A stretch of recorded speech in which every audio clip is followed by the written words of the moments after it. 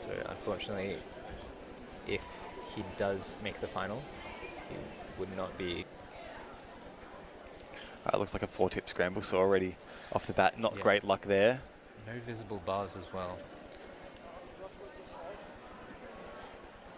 He's had to rotate. Oh, but that's still very, very solid execution. And we've got Matthew on station number 3 now. Expecting the third.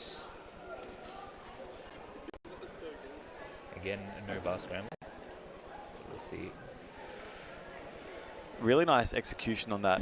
3 tips on this 4th scramble. So can confirm Phoenix is getting an E1. Yeah. That did seem like an efficient V. Matthew looking at a BPA of 287. It's a nice blue and red block on that scramble too. With 1 tip. Oh, 2 tips, sorry. And another, yeah, actually that was... very, very solid. He gets his BPA That was with nice, okay.